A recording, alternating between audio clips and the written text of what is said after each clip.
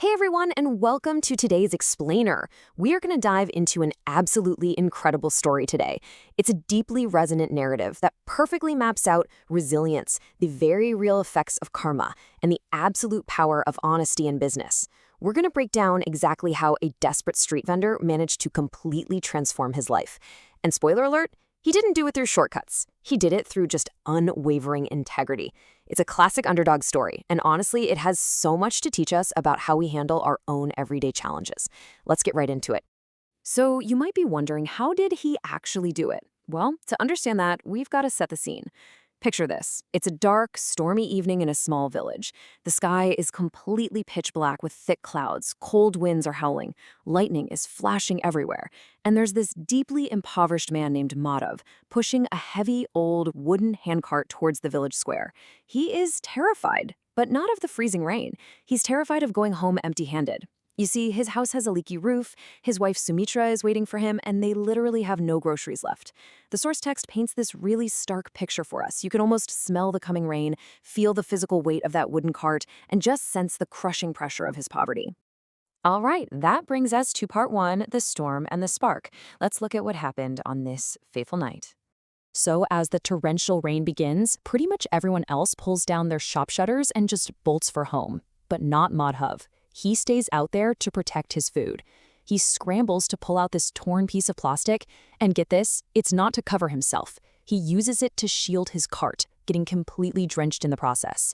And just as he's about to throw in the towel and give up, a stranded city couple pulls up in their car. Madhav fires up his stove right there in the pouring rain, and suddenly the irresistible aroma of melting butter just fills the air. He's mashing the vegetables perfectly, toasting the bread until it's golden and crisp, and the payoff here is immediate. This city businessman, who has eaten in fancy, big hotels, is just completely blown away. Madhav didn't cut a single corner, he delivered absolute excellence right there in the freezing mud. Now here is where things get really interesting. The businessman is so thrilled by the meal and by Madhav's service that he hands him this massive sum, 2,000 rupees. I mean, for a guy who is stressing about buying basic groceries and sleeping under a leaky roof, this is an unimaginable windfall. Madhav actually touches the note to his forehead in pure gratitude. As he runs home in the rain, he feels like the absolute richest man in the world. But, here's the catch that comes with any success story. While Madhav feels incredibly blessed, this sudden stroke of luck also catches the eye of a very dangerous, silent observer.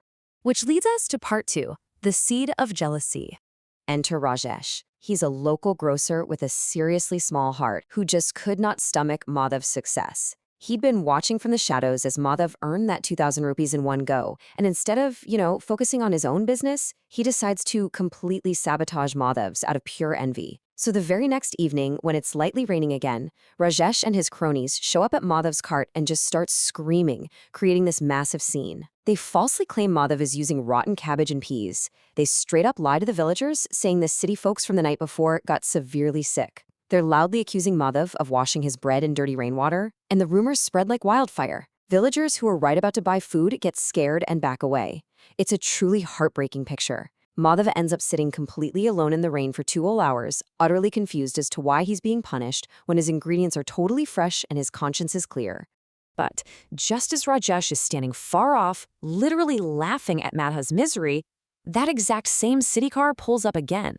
The businessman steps out, but this time his wife is with him, and they are beaming.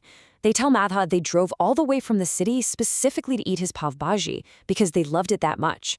When Madhav nervously tells them about the rumors of them getting sick, they just laugh it off, saying they actually felt refreshed. And it gets better. The businessman had posted about the food in his office group chat.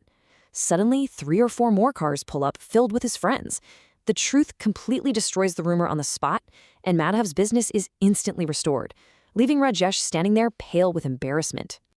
All right, moving right along to part 3, building a dream. So, with business absolutely booming, Madhav and his wife Sumitra are finally saving some real money, but they're still dealing with that leaky roof at home, literally using pots and pans to catch the water so their bed doesn't get soaked. So Madhav takes his hard-earned savings, goes to the village sarpanch, and rents a permanent brick-and-mortar shop. He proudly names like Madhav Pav Bhaji Center. But of course, the moment you level up, new obstacles appear, right? On the opening night, the shop is absolutely packed with happy villagers and travelers. Then, right in the middle of the crowded restaurant, a local goon intentionally drops his plate on the floor and starts screaming that there are pebbles and stones in the food.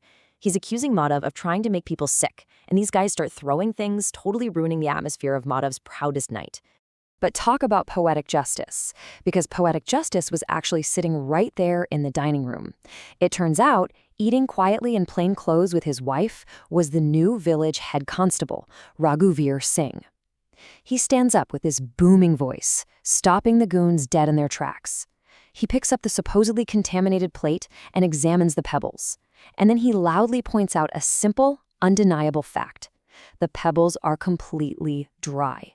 There is zero wet, spicy masala sticking to them, which means they were clearly dropped on top of the food after it was served.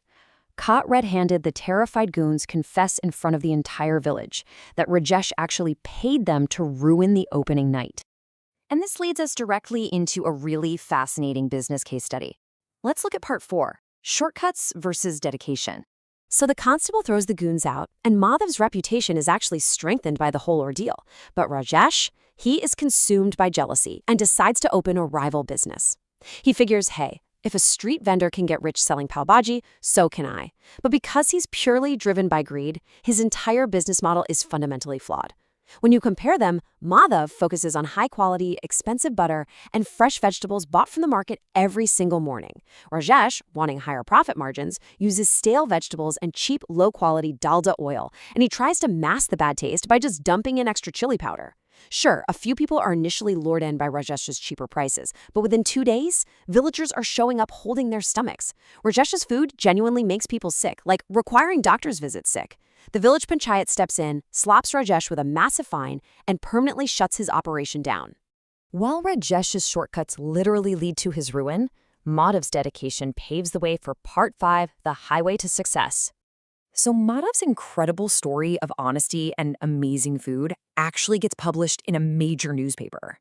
This catches the eye of a wealthy city businessman who comes in and offers him a massive partnership. He provides the capital to open a huge family restaurant right on the main city highway. I mean, look at this progression, from an old wooden cart pushing through the freezing mud to a rented village shop and finally to a luxurious family restaurant named Madhav Ki Asli Pav Bhaji. It's just an unbelievable journey. And get this, even with a full staff to help, Madhav still personally prepares the spice mix every single day to ensure the quality never drops. He finally builds a solid, beautiful house for his family. Absolutely no more leaky roofs. Now, you might think the story ends there, with all this financial success.